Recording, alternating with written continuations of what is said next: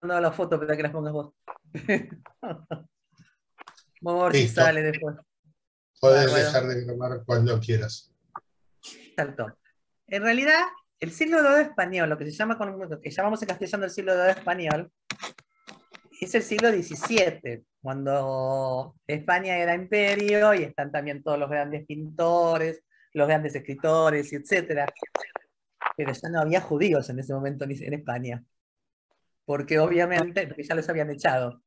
Es más, entre las cosas que encontré que un rey que estuvo, no sé, como 150 años después, es decir, en pleno siglo de español, renovó el decreto por el cual echaban a los judíos de España. Por la duda es que hubiera quedado alguno, supongo. Debía haberse podido por eso. O si a alguno se le ocurrió volver. Eh, entonces, lo que llamamos el siglo de oro, que también se llama siglo de oro, que en realidad no es un siglo, sino bastante más que un siglo, es el periodo que coincide con, o que están los judíos bajo la dominación musulmana en España. Ahora, ¿desde cuándo hay judíos en España?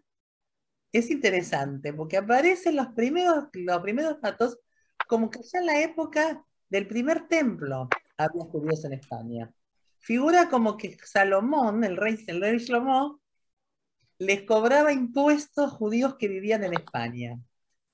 Lo que habría que ver, y lo que llamaban España en ese momento, lo mismo que llamamos España hoy en día, o era algo que estaba un poco más cerca. Pero sabiendo que también había incursiones en África y que los dominios de Salomón fueron muy grandes, habría que ver qué pasó. Pero por lo menos ya figura.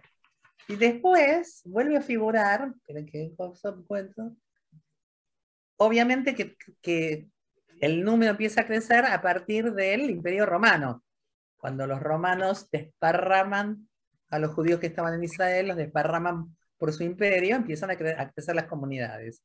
Hay pocos indicios reales, digamos, arqueológicos, pero hay en Tarragona se encontró un matzeibe, una piedra de las tumbas, que estaba escrita en hibrit, en hebreo, en griego y en latín.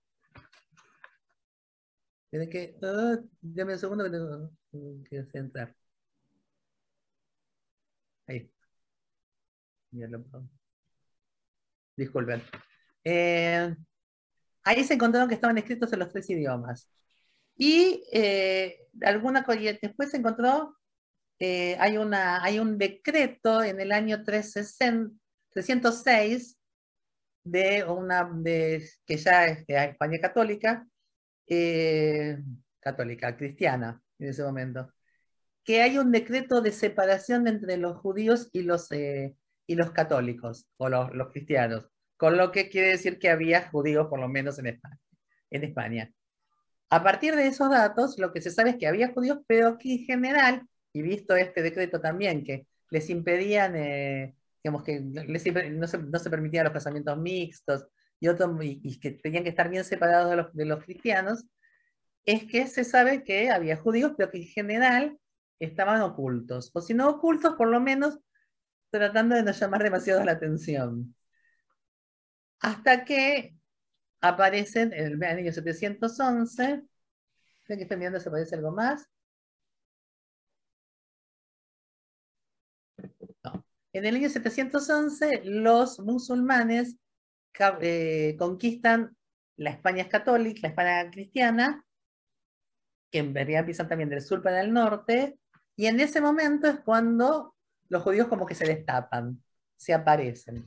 Y, a ver si puedo poner el mapa.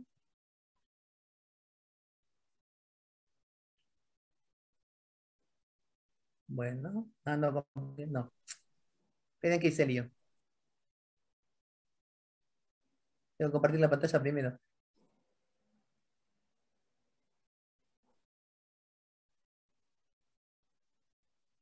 Acá vemos un mapa que está con ¿lo ven? Sí. Con los nombres incluso antiguos. Ujú. ¿Sí? Ven que el norte siguió siendo, en general siguió siendo católico.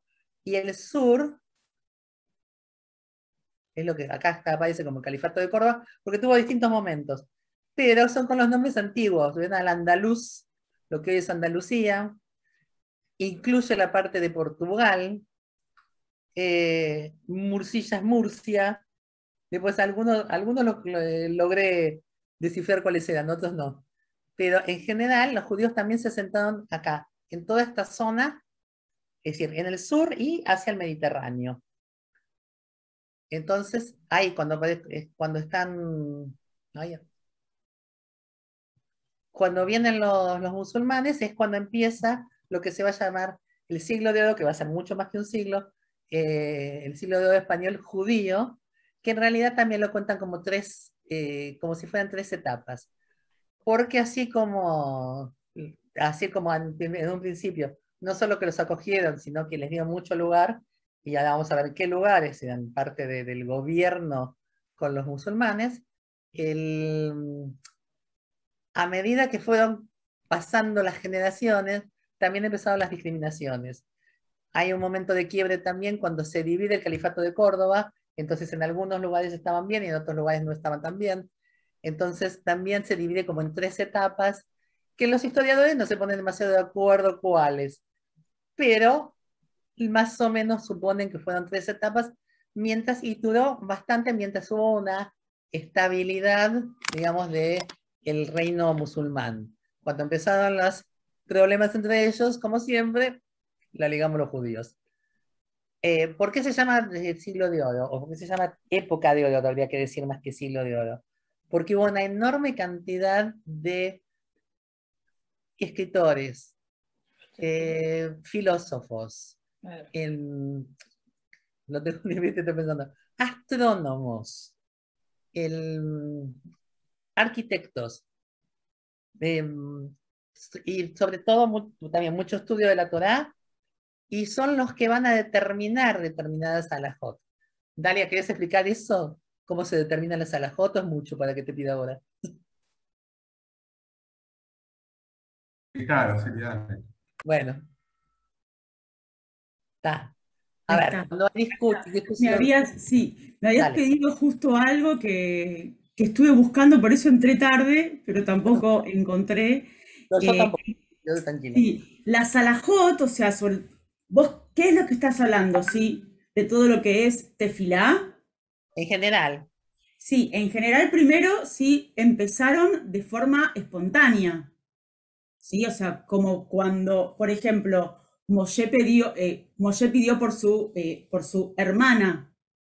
Entonces fue una tefilá espontánea, cuando pidió a Dios que la cure. Ana refanalá. Y después sí estuvo teniendo estructuras. O sea, después, o sea, como que se fue formando las diferentes estructuras y fueron cambiando a partir de, en vez de entregar korbanot, se empezó a hacer tefilá. No sé si querías que vaya por ese lado. un poco por ese lado y un poco porque muchas de las que conocemos hoy en día son escritas precisamente por estos filósofos y escritores de la época del siglo de oro español. Y también muchos sabían en cuanto a la halajá, en cuanto a qué había que hacer frente a determinadas cosas. Es decir, sabemos que la base es la Torá, pero la Torá no da todas las respuestas o van cambiando algunas cosas, y entonces es quién determina qué. Bueno, la mayoría de muchas cosas que se determinaron en España. Había grandes rabinos que fueron a los que recurría la judeidad de toda Europa. Cuando yo cuento la historia del Ibrit, siempre digo, esto fue una de las cosas que mantuvo al Ibrit, eh, digamos, vivo, porque cómo se comunicaban desde los distintos países en los distintos idiomas. El idioma en común era el Ibrit. Entonces, se seguía escribiendo en Ibrit porque pasaban, digamos, las preguntas y respuestas iban en Ibrit. Entonces, le permitió tal desarrollo en ese momento, cuando empezaron con los musulmanes, que incluso se trajeron de los que estaban todavía en Babilonia. Se trajeron alumnos de Babilonia, y entonces el gran centro de interpretación y de continuación del Talmud de Babilonia se encontró en España. Entonces, si yo les nombro, puse algunos de los nombres de los quienes fueron los grandes, digamos, las grandes personalidades de esa época. Algunos le van a sonar, otros no tanto, pero todos son cosas que hasta hoy en día seguimos usando. Por ejemplo, a ver, vamos. Y eso, y los centros grandes estaban. Había en Madrid también, pero sobre todo en Granada, en Toledo y en Córdoba. A ver, por ejemplo, a ver los nombres que puse. Los primeros fueron Rabbi Yehuda Chiuk y Rabbi Shmuel Anagid. Ellos fueron los dos que fueron formando estos centros de pensamiento dentro de lo que era dentro de España. El primero era gramático, uno de los grandes gramáticos de la lengua hebrea, y para la Morá, que siempre tiene que ver estas cosas, fue el primero que vieron, Malca me va a entender, y Sergio también con esto, porque lo he hinchado a él también con esto. El hibrid tiene un sistema sobre el cual se basa que las palabras en general tienen una raíz de 3 letras, de 3 consonantes.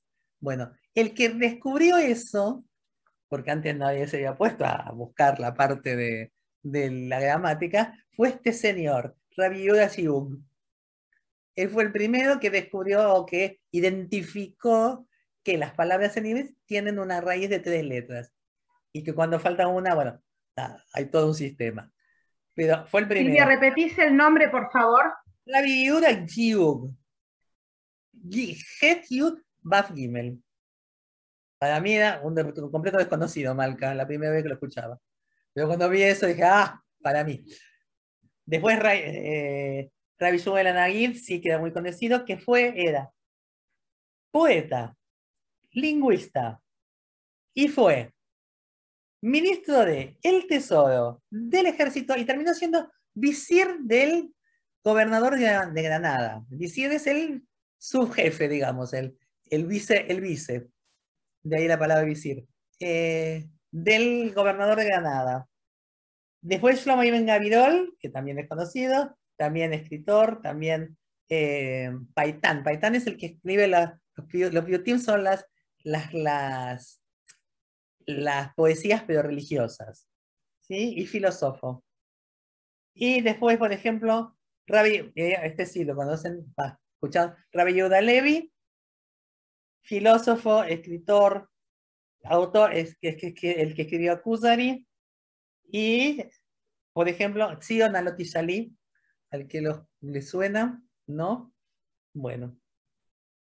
Después, Rabbi Yehuda Ben Tibón, que fue médico y uno de los grandes traductores del árabe al hebreo, que fue uno de los temas importantísimos. Los árabes, una de las cosas que hicieron cuando estaban en España, fue tomar a los filósofos griegos, traducirlos al árabe y empezar a trabajar sobre la filosofía. Los judíos que estaban con ellos también tomaron este tema y también empezaron a traducir lo que es la filosofía clásica. Y lo que trataron de encontrar es algún nexo entre esta filosofía clásica griega y el pensamiento de la Torá, o poder examinarla desde otros lugares. Incluso, bueno, después vuelvo con esto, con el tema de Ibrit. Así termino primero con las personalidades. Bueno, Rabbi Yehuda al-Haziri, el Ramban, no Rambam, sino Ramban, que fue uno de los grandes, los grandes determinadores de la halajá, de lo que había o no debía que hacer. Es uno de los grandes explicadores, digamos, de la Torá y del Talmud, un pensador y uno de los que iniciaron la Cábala, y también médico. Después, Rabbi Yehuda HaKohen Ibn Metaka, médico, filósofo, astrónomo, pensador, traductor, y que hizo también uno de los grandes libros que se llama Midrash Chochmah. Y el más grande de todos, que ese libro, Midrash Chochmah, se lo considera la primera enciclopedia hebrea. Y después el más grande de todos, que por algo le dice más grande, es el Rambam, de Maimónides. Hay incluso un dicho en hebreo que dice, es Rambam porque es Rabbi Moshe ben Maimón, y el nombre en castellano es Maimónides. Hay una frase en hebreo que dice, mi Moshe ad Moshe lo cam que Moshe. Desde Moisés, por Moshe, el de la Biblia, ad Moshe, hasta este Moshe, hasta Maimónides, no hubo nadie como Moshe. Como que lo ponen muchos en la misma categoría que a Moshe Rabbeinu. Él escribió, entre otras cosas, el Moreh Nebuchim, la traducida como guía de los perplejos o guía de los confundidos, donde aclara muchos de los temas y también se debe a él buena parte de la división en capítulos que tenemos hoy en día de la Torá, porque no siempre fue la misma. Eso también es una cosa que yo no sabía. Es más, su fama como médico también era tan grande, no solo como, digamos, como filósofo, sino como médico, que en la Europa medieval, para recibirse de médico, había que dar examen en otro idioma que no fuera el que se hablaba en el lugar. En general, ¿qué se hacía? Latín, griego. Bueno, para medicina, muchos de los que daban el examen lo daban en hebreo, porque leían las obras de Maimónides sobre medicina. Entonces, la influencia de él fue no solo en el mundo judío, que es enorme, su influencia en el mundo judío, hasta hoy, la verdad que la mayoría de las cosas que dice siguen siendo no solo actuales, sino, entre comillas, usables, sino que su influencia fuera del mundo judío también fue muy grande. Él, bueno, a ver. Después también el tema de la arquitectura. Antes de que llegaran los musulmanes, casi no había templos. ¿Por qué? Porque no podían mostrarse en público, y al no poder mostrarse en público, no hacían templos. Cuando empezaron los primeros, los hicieron más parecidos a lo que eran las iglesias. Hasta que, piedra blanca por afuera, lugar por adentro, hasta que aparecen... Esperen, no, tengo que perder pantalla mío. ¿Dónde está? A ver, esperen que lo encuentre. Dale. Porque yo pego las imágenes y se me pegan en el lugar que se les da la gana. Así que no sé si está para arriba o para abajo.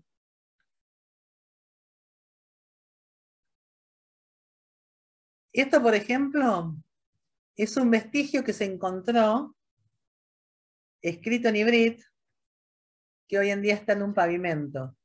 Pero es algo de lo que había quedado. Escrito en hibrit de algún momento de la historia. A ver, no, para el otro lado está. Sabés que, Silvia, lo mismo me trajo mi hermana Sijronal Ibrahá en un mosaiquito cuando estuvo en España. Sí, y vos sabés que Josi Te también lo me voy lo... a mostrar porque lo tengo acá. Una cosa me dio a Silvia que puesta el peso. No, sí, y vos sabés que Josi también me lo mandó cuando estuvo en España. Yo no pude encontrar la foto que me mandó Josi. Mirá, Para los que no saben, Josi es mi hermano. La mayoría está. mirá. ¿Se Espera, ve? cachito. No, espera, cachito que esté buscando, ahora te pongo. Sí, sí lo vemos. Yo no. A ver, espera. Ahora te muestro, Silvia. Ay, me agarró una emoción porque mi hermana Sijronal Ibrahá lo primero que dijo, ay, le voy a llevar, mirá. Sí, y José le sacó la foto y me la mandó cuando estaba en España y yo no la pude encontrar ahora en mi teléfono. Mirá, y atrás dice, ¿se alcanza a leer? Sí, sí. Qué bárbaro, qué lindo. Eso, José quiso ir especialmente al museo, no me acuerdo si en Toledo o en Sevilla. Espera, ya te digo, eso es Toledo, me parece. Bueno, él Es fue, Toledo, mira, acá dice. Es sí, Toledo. bueno, pero en Sevilla, porque en Sevilla estuvo solo. Y entonces en Sevilla se fijó la hora que decía el Museo Judío para ir, fue en el horario, nada. Tocó timbre, golpeó la puerta, hizo de todo, nada, nunca pudo entrar. Después en otro lado sí estuvo, pero el de Sevilla no pudo. Igual dice, era chiquito. Bueno, ahora les muestro. Entonces, ¿eh? Ahí está. Esto es lo que hoy en día, bueno, a ver si, ¿ahora lo ven? Todavía no. Ahí sí, Silvia. Bueno, lo que hoy en día es la iglesia de a ver cómo se llamaba, Santa María de la Blanca, en Toledo. ¿Sí? Pero si ven el estilo, es bien morisco, bien al estilo árabe. Las columnas blancas enormes, los aros, los arcos por arriba, y adornadas, y muy adornadas acá adentro, y en el medio mucho lugar para la gente. Esto es uno de los costados. Hoy en día es una iglesia, he pasado por todo, pero miren el piso, por ejemplo. Qué fabuloso. Pero hubo también por eso grandes arquitectos que o que tomaron desarrollo en esa época. Y acá había uno, a ver si puedo ver el anterior, un grabado de la época. Bueno, ahí está. ¿Ven? ¿Se ve? Había muchos poetas porque se los invitaba a las reuniones a que declamaran sus poesías en público. Esto se ve que es una fiesta, ¿sí? Porque están tomando, así que bueno, suponemos que es una fiesta. Y está algunos algunas con música y otros simplemente que recitaban sus poesías. La música no nos llegó, pero las poesías, muchísimas, sí llegaron. Está todo, por un lado, el romancero español, con algunas que se supone que eran en hebreo, y en Ibrí también hay un montón de poesías de esa época que también se conocen. Entonces los invitaban hacia las fiestas y entonces eran muy apreciados los poetas. Bueno, eso después. Hasta que, bueno, todo esto parece muy lindo, todo bárbaro, hasta que empiezan los problemas entre los mismos musulmanes. Algunos dicen que esta época se termina cuando se cae el califato de Córdoba. Si se acuerdan el mapa, al principio ocupaba todo el lugar. A ver si llegamos.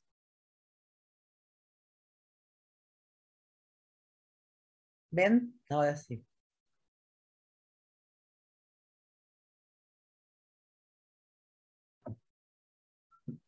Esto ocupaba prácticamente toda España y Portugal.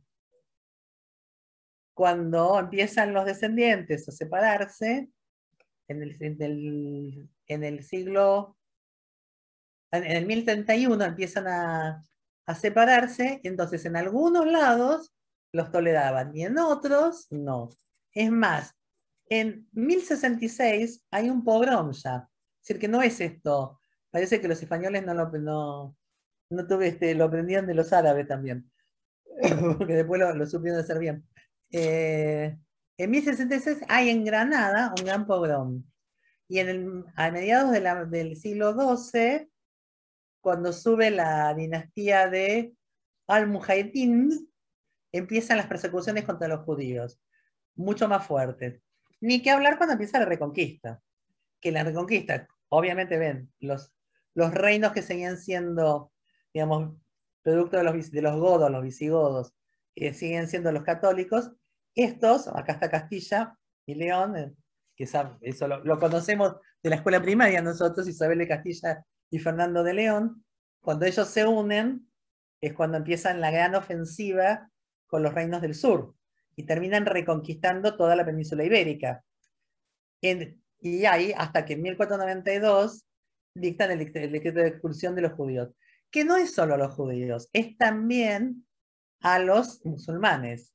No querían nadie que no fuera de religión católica, digamos cristiana. El decreto es para los dos.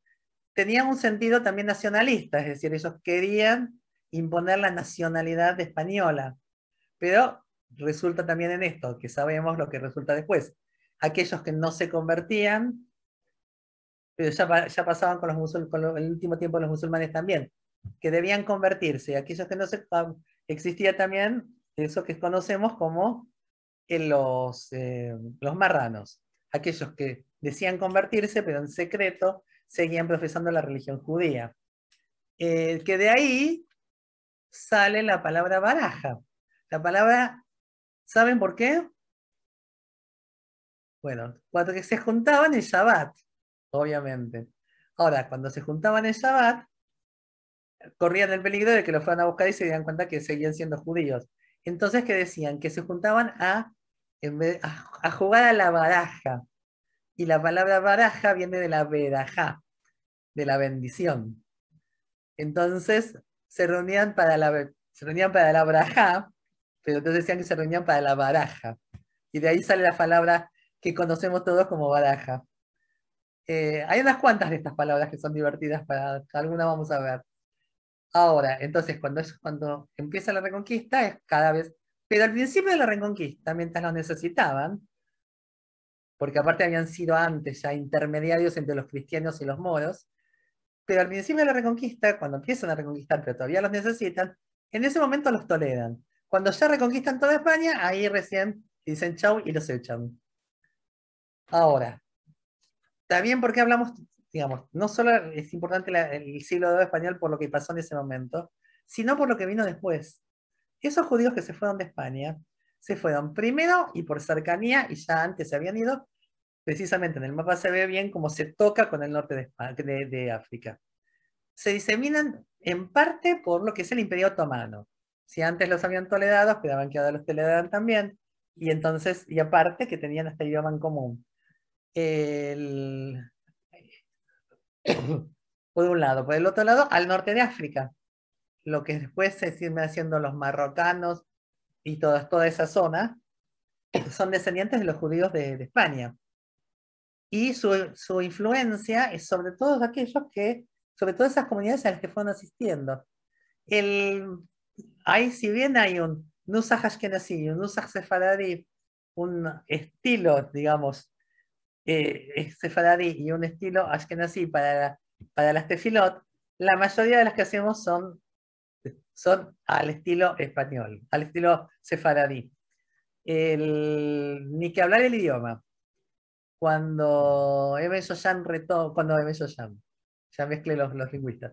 Cuando Eliezer Ben Yehuda toma el enorme trabajo que se tomó digamos, para revivir a la lengua hebrea como lengua hablada, toma precisamente a los sefaradim. ¿Por qué? Porque el hebreo y el árabe son idiomas primos, son idiomas de la misma familia de palabras, de la misma familia de lenguas. Entonces dice que los que tienen que haber conservado más el sonido original del hibrid tienen que ser los sefaradim que los ashkenazim. Entonces, lo que hablamos hoy, para mí Zeide, por ejemplo, yo no hablaba hibrid, porque él decía llaves y yo decía Shabbat. Él decía Toire y yo decía Torah. Entonces, para mí Zeide yo no hablaba hibrid, hablaba otra cosa, que no era hibrid. Porque él hablaba el hibrid ashkenazí, que lo siguen conservando todavía algunos grupos religiosos en Israel. Estos grupos muy cerrados que siguen todavía, digamos, lo del rebe de no sé dónde, porque depende de cada uno de a qué rebe sigan. Ellos siguen hablando de esa forma del hibrid.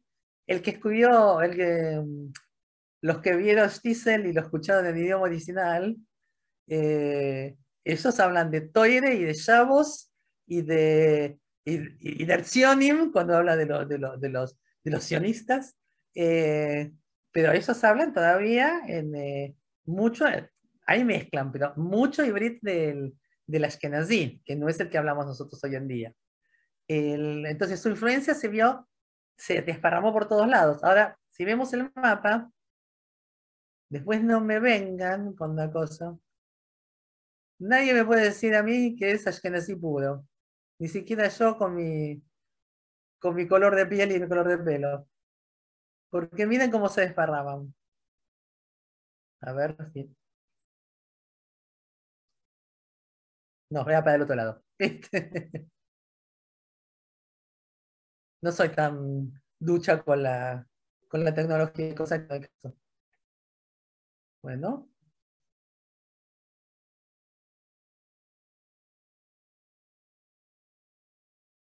Ay, se me fue.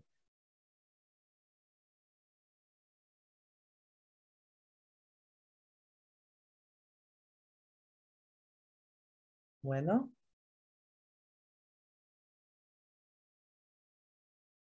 Ahí está. ¿Se ve? ¿Ven el Sí, mapa? sí, sí. Bueno, entonces, las principales corrientes, sobre todo del siglo XV y XVI, van a Italia. En Italia, por ejemplo, se afinca una familia que son los Abarbanel, que hubo muchísimos rabanim de la familia, es una familia bien aristocrática, pero que ya figura en España desde antes del 700. Ellos se van a Italia, por ejemplo, ¿sí? Otros se van, como decía, cruzaron enfrente a lo que es el norte de África, y otros a Turquía, a Estambul, porque de acá se desparramaron por todo el Imperio Otomano. Pero en esa época también, esta parte era del Imperio Otomano. Entonces, los judíos griegos son descendientes de los judíos españoles. Y los judíos de los Balcanes, sobre todo, son judíos descendientes de los españoles, los españoles. Pero miren hasta dónde llegan. Llegan hasta Austria. Y por este lado también, después, llegan a Francia, a Holanda. Holanda es un centro sefaradí muy grande. Por ejemplo, Baruch Spinoza, a quien ahora reivindican, pero en su momento le pusieron lo echaron del judaísmo, y hasta Hamburgo. Entonces, si bien los judíos ashkenazim y los sefaradim tampoco se juntaban demasiado, se juntaban más de lo que se pensaba. Hasta acá se ve en Cracovia, en Polonia. Así que yo que, por ejemplo, yo que tengo mitad polaco, mitad ruso, y que como digo siempre, mi color de piel y mi color de pelo lo atestiguan, no puedo asegurar que no tenga ascendientes sefaradim. Así que esto de que lo que vengan con la sangre pura, digamos, eh, me van a hacer dudar bastante. Porque sobre todo aparte, lo que tuvo importancia es que esto llevaron esa cultura enorme que habían desarrollado a todos estos lugares. ¿Sí? Fueron desarrollando, sí, miren, llega hasta Londres y después desde acá a las Américas.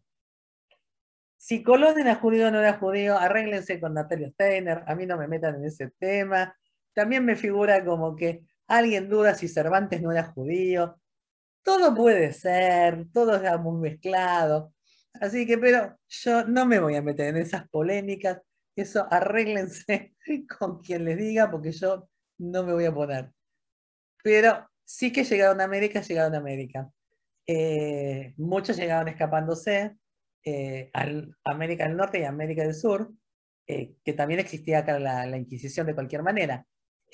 Hablando de Inquisición, ¿saben quién derogó del todo el oficio de la Santa Inquisición en América? ¿Saben? Bueno, porque es un dato interesante. Lo deroga San Martín. Cuando el oficio de la Santa Inquisición tenía su centro en Lima. Acuérdense que el virreinato empezaba ya, este era el virreinato pobre, el de América del Sur, el del Río de la Plata. Cuando San Martín entra a Perú y queda como gobernador de Perú, uno de sus primeros decretos es derogar el oficio de la Santa Inquisición en toda América Latina. Así que se lo debemos a otro gesto grande de San Martín, por lo menos para mí. Era un grande para todo. Ahora, por eso digo, la importancia de esto no es solo, digamos, la verdad que una gran masa de intelectuales que se juntaban en ese momento. Fíjense que, bueno, el judaísmo no desarrolla pintura, porque como no se pueden hacer imágenes, dentro de la pintura, en realidad los grandes pintores judíos empiezan recién en el 1800, 1900. Antes no encontramos grandes pintores judíos. ¿Por qué no desarrollamos la imagen? Como no se pueden hacer imágenes de esto, por la duda no sean imágenes de nada. ¿Sí? Pero mucha de la halajá que tenemos hasta hoy en día, muchos de los preceptos que seguimos hasta hoy en día, son los que se determinaban en esa época en España. Y lo que yo quería traer como ejemplo, que por eso le pregunté a Dalia, y no lo encontré, yo así que Dalia, quédate tranquila porque lo busqué, y yo tampoco lo encontré, quería al Jeche Jatano. ¿Por qué? Porque parece que, entre otras cosas, yo digo que tenían mucho tiempo en algunos, porque hicieron cosas que hoy en día uno las piensa hasta cómo lo hicieron sin computadora, y la verdad que no se pueden imaginar. por ejemplo, hicieron muchísimos juegos que tengan que ver con la lengua. Hacían, por ejemplo, frases como en castellano, daba el arroz a la zorra en la bar, esas que se pueden leer de adelante para atrás y de atrás para adelante y dicen lo mismo. Bueno, una de esas cosas es las que aparecía. O por ejemplo, hay un cuadrado mágico, tipo cuadrado mágico, donde si lees las palabras en horizontal o las palabras en vertical, te salen las mismas 5 palabras, por ejemplo. Y esto de muchas de las tefilotas de hoy en día están en orden alfabético. Por eso quería traer como ejemplo la Hetche Hatano, porque la Hetche Hatano es fácil verlo en el Ayamno. Ayamno, Bagarno, Gazalno, Ibarno Dofi. Está, El Ashrei también. ¿eh? El Ashrei. El Ashrei, exactamente, que eso es en lo cotidiano. El Ashrei es con que, a ver, Dalia, corregime si me equivoco, sin ningún problema. Es con lo que se empiezan todas las tefilot, ¿no es cierto?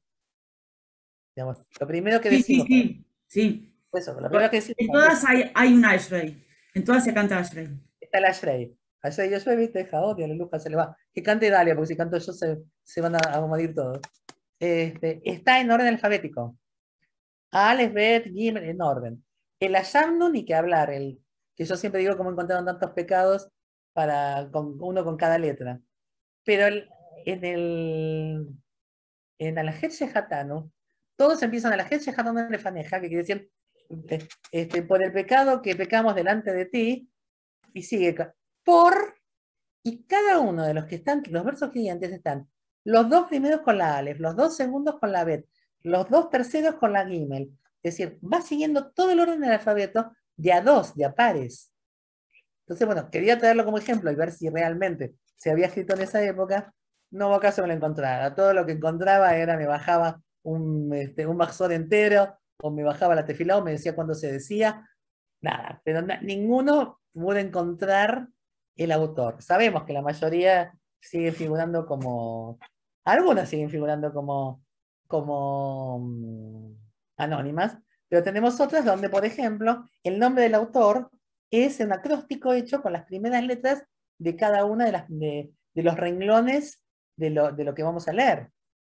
¿Sí? Yo ahora no me acuerdo uno justo, pero hay varios, sobre todo no sé si porque me fijo más, porque tengo más tiempo, que me fijo más en el Maxor, o, o hay más en el Maxor de este tipo de cosas. Pero en el Maxor hay un montón que están por orden alfabético, y en algunas se ve bien clarito cómo está escrito el nombre del autor como acróstico de lo que aparece. Así que lo importante, por eso, si bien hablamos de un siglo de oro, que no coincide, vuelvo a decir, con el siglo de oro español no judío, es la enorme influencia que tuvo después. Y ya sé que, bueno, me van a decir, no, pero hay hasta el día de hoy cierta competencia, por lo menos, entre los ashkenazí y los sefaradí. Si me da la cara de marca. En la comida ni que hablar. Según los sefaradíes, los ashkenazim comemos basura. Después se enganchan con los knishes, bueno. Pero y yo no tengo ningún problema con las comidas sefaradí, me puedo comer todo, casi todo. Eh, pero la influencia que tienen en la mayoría de las cosas es mucho más fuerte de la que pensamos. Sí hubo, digamos, a ver, esto es ya opinión personal mía, pero mirando un poco la historia. Si tomamos, por ejemplo, sí, los grandes pensadores sionistas, en general son ashkenazim. El movimiento sionista nace en Rusia y nace en Polonia, no casualidad, y tiene que ver también con las malas condiciones de vida. No es casualidad tampoco. Entonces, los grandes pensadores sionistas en general son ashkenazim. Pero la influencia que tiene anterior, o que tiene sobre todo el judaísmo, la parte sefaradí es enorme. Es enorme. Desde Rambam para abajo, montones de cosas que hacemos las hacemos porque así los hacían, o porque así lo decidieron los judíos sefaradim, no los ashkenazim. Y los que iban a pedir consejo a Sefarad, no al revés. Hubo grandes rabinos en la parte ashkenazí, yo no voy a decir que no, pero fue distinto. O el hasidismo mismo es un movimiento que nace en Polonia, pero todo lo anterior es sefaradí. Y la cábala también empieza a surgir en esta época. Después se trasladan hacia otros lugares, pero la cábala empieza a aparecer, y esto sí tiene también influencia del Islam, de buscar lo que se llama lo secreto dentro de la religión, que eso es lo primero que empieza a buscar la cábala. ¿Qué está oculto? ¿Qué es lo que está tapado? Es lo que ellos intentan descifrar desde la cábala. ¿Sí? Que tampoco me voy a meter, porque no soy especialista en cábala, así que no me voy a poner con eso. Pero sí que empieza en este momento. Y varios de los grandes cabalistas surgen de acá, después van a formar el Centro Tzfat, sobre todo, pero el origen es acá. Así que bueno, no sé si quedaron preguntas, si alguien tiene algo, si quedó más o menos claro.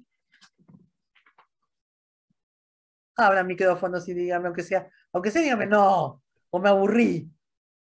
Pero, Queda claro. Hay un comentario histórico sobre Torquemada que dice que Torquemada en realidad era de origen judío, y algunos hacen una traducción del apellido de Torquemada como si fuera Torá quemada. Nunca hubo en la historia del cristianismo un tipo tan fanático orientado a destruir al judaísmo como él y armar esa institución, ¿no? Que si buscamos en la historia, es decir, San Martín la da de baja en América, pero la acción a nivel mundial se extiende hasta avanzado el siglo XIX, o sea, así es. no es una pavada, ¿no? Así es. Estamos... Y los resabios que deja, porque si bien No, no no, quemaban a los judíos, tampoco los aceptaban tan fácilmente. sí, Entonces, a ver, no fue la bueno, compañía de Jesús, pero la compañía de Jesús ayudó a la orden, creo que era de los dominicos, la de Torquemada, de la Inquisición, con mucho entusiasmo. sí, por eso. A ver, Alex, igual hay teorías también que dicen que Hitler era judío. Así que siempre En términos sí, como que reales, una abuela de Hitler era judía. ahí está, ¿ves? Entonces, Lo que no para los sabemos parámetros que él eso tenía, es era judío. histórico. Si era la abuela materna o paterna, que cambia un poco la cosa, pero de acuerdo a la legislación de Nuremberg, que los nazis le aplicaban a cualquier persona para saber si era judío o no, que era determinar que era judío si tenía un abuelo judío, Un a los términos bisabuelo. prácticos lo era. Un bisabuelo, Alex. Un bisabuelo judío. Bisabuelo, yo Sí, no... un bisabuelo judío. Lo que sí, bueno, España, y hay que, así como obviamente franquista no soy, hay que reconocerle a Franco una cosa. Así como ahora vieron que España le da ciudadanía española a todos aquellos que puedan acreditar antepasados judíos españoles, que se remonten a la época que se remonten, también ya lo hizo Franco, y Franco lo hizo durante el nazismo. Franco le dio, obviamente el aliado de Hitler, lo sabemos, eh, el bombardeo de Guernica fue el ensayo de lo que fue después los bombardeos nazis, pero así todo, Franco le dio a todo aquel que pudiera atestiguar de alguna manera antepasados judíos, antepasados españoles, le dio pasaporte español. Y hubo muchos judíos que se salvaron así, que pudieron salir de Europa gracias a los pasaportes españoles. Hoy en día ni que hablar que están, porque en otras cosas cuando buscaba esto, encontré los tours por la España judía. Lo están explotando turísticamente, comercialmente, de una manera terrible. Pero bueno, eso ya es a otro nivel. Pero recién ahora se puede decir que hay comunidades judías en España. A mí me llegó, no sé, Malca, ¿vos te llega los avisos del joint de búsqueda de personal? ¿A vos, Dalia? No, me llegó por otro lado a mí, que Bueno, buscaban una morá para Tanaj. Ahora pedían para director para Barcelona. Director Para para... Tanaj, viste, para Kitot Bot, dije... Ni te dije porque no sé, a mí viste, yo estoy en un grupo y en ese grupo pedían Morot, pero vía Zoom, ¿eh? Ah, no, acá estaban pidiendo.